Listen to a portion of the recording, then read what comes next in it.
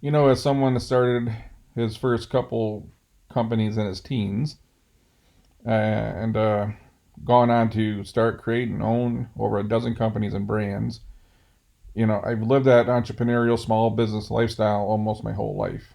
And I have to say, Small Business Saturday is not going to save small business. And I'm going to tell you why. It bothers me because I'm an investor in small business world, startups too. Um, Obviously, as an entrepreneur, I've done that for 2 decades. But so many people that I know in the small business community are just hurting right now, particularly because of the staffing issues. I don't, I don't know where we go from here. There's 4 or 5 reasons why this is happening, and I'll tell you why. I also feel like, I remember reading a case study a long time ago that certain parts of Europe didn't like small business because they're harder to control. And who wants to deal with the independent thinking small business owner? It's you'd rather just deal with these large corporations, and a lot of times the large corporations have the politicians in their pockets, and you look at these places that are just soaking up employees left and right, like Amazon, for example. They just keep consuming all the workforce.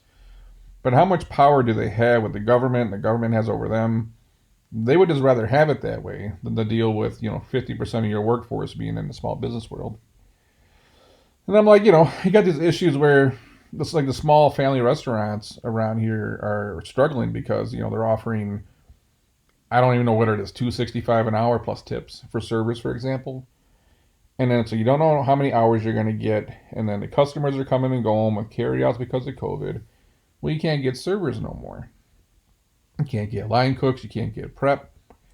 Because at the end of the day, it's like, do I want to do that where I don't even know if I'm going to have a guaranteed check or how much it's going to be? Or do I want to go work at Amazon for $35,000, $40,000 a year and get benefits and maybe even get my college paid for? And it's a lot of people like, well, small businesses need to pay more money. And it's like, you sound like someone that's obviously never ran a business before. The small business can't just go, okay, everyone's going to get 22 bucks an hour benefits in college. You can, except your pancakes and bacon is going to be like $21. And then they're going to go, oh, you charge $21 for pancakes and bacon. You're ripping everyone off. You're a capitalist. And it's like, no, this is like it's a math fail, right? It's the numbers don't lie. You got food cost, you have employee overhead, and then operation cost, and then you got to make enough money at the end of the day to run a business. And I see that's where we're in a pinch for many small businesses right now. That if you're really small, you can't get the talent because you can't afford the talent, and even if you can afford the talent, people would just rather go work in an Amazon warehouse than do some of these small business jobs. Which, as an owner operator, if you're the one that's going to go do the work, there's a lot of opportunity right now. But if you need four, five, six, 7 employees, 12 employees to run a place, you're hurting. And this might be the final death blow to small business, which I think the government probably wants anyways, right? They'd rather just deal with the big, large corporations and get them in a place they want them, and then tax the hell out of them. But between the large companies soaking up the workers, we had people out of the workforce because they either passed away from COVID or they're dealing with health issues from COVID. That's got to be that's quite a few. Like that's hundreds of thousands of people that aren't in the workforce because of that.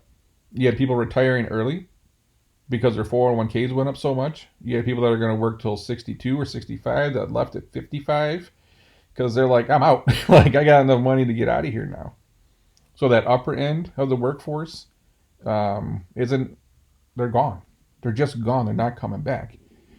And then you got the people who got a whole bunch of money on unemployment and they weren't paying their home loans and their school loans. They're flush with cash. You don't got to go back to work right now.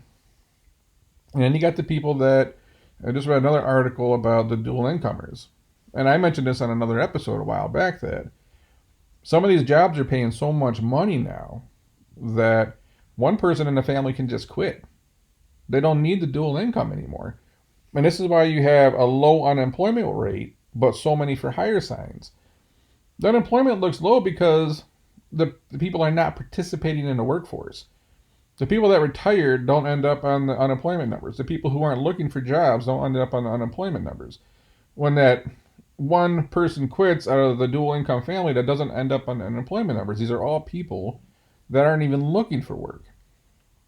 So it's like, why do we have, it's 4 point whatever percent unemployment, but the world's struggling for people? And it's like, well, this is where unemployment numbers lie to you. No one wants to tell you the whole story. We have a massive gap in workforce where our society needs more people to work uh, if we want to sustain this level of life. And the issue is we can't right now. And I did an article, not an article, I did an episode on, should rich people have to work, for example? Should you be allowed to just consume? Because right now we got a consumption issue. We don't have enough people to do the jobs to take care of our consumption. That's why we have supply chain issues all across the board. But it hurts small business the most, man. It's not Starbucks or Amazon where they can just throw out these bigger wages and they got these huge company structures and these massive brands. They just can't do it. And it's like if they raise prices and offer better wages, they're going to end up going under. Um, and what's going to end up? The people that are going to end up surviving is just the big companies, the big franchises, everything you hate. Like, do we like strip mall America? Because that's what it's going to be.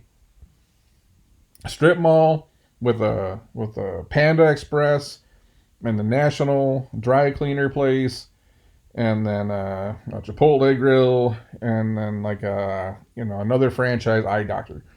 The same thing, same strip mall, the same rectangle buildings over and over and over, like nothing original. And if you are going to have an original restaurant, it's going to be expensive, and only the wealthy people are going to be able to go there. It's just unfortunate because it seems like that's where we're going. And I love Small Business Saturday, and I will support small businesses all weekend. I just think like, man, I don't know what's going to happen. I see so many people struggling, and I don't see a way out of it. The only thing I can come up with is you have to get pretty much as big as possible, as fast as possible to try to survive this. If you're sitting around trying to make a living off of $10 an hour workers, it's not going to work. It's probably not even going to work at $15 an hour. I see landscape companies hurting around here too. Like no one wants to do that work.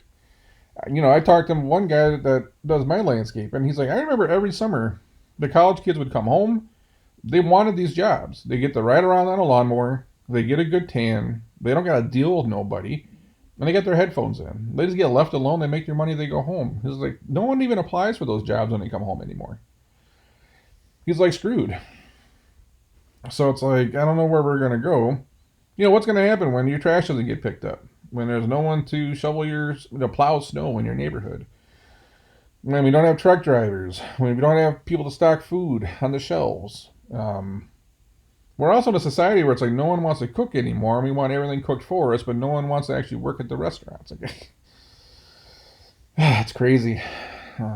Anyways, upsetting because I know a lot of small business owners that are hurting. And my only insight is if you're a small business owner, you got to try to get as big as possible and try to get some of that built-in margin so you can compete. You're never going to compete with Amazon, but you're going to have to come up with some way to pay a higher wage and offer some more benefits so you can have some kind of chance.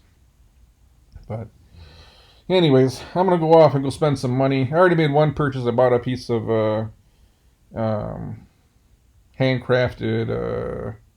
it's a rack that holds hardware for your studio, and I got some equipment coming in.